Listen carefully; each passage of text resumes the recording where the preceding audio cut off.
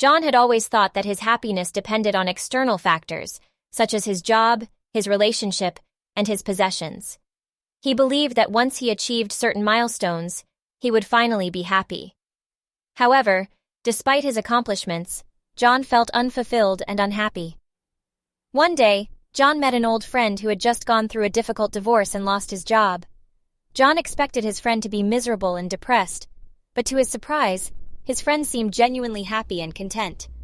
Curious, John asked his friend how he managed to stay happy despite his recent setbacks. His friend replied that happiness was not dependent on external conditions, but rather on his own mental attitude. He explained that he had learned to focus on the positive aspects of his life, such as his health, his friends, and his hobbies, rather than dwelling on the negative. John was skeptical at first, but he decided to try it out for himself. He started to shift his mindset and focus on the things that brought him joy and fulfillment, rather than his material possessions or accomplishments. He also began to practice gratitude and mindfulness, which helped him appreciate the present moment and find joy in the simple things.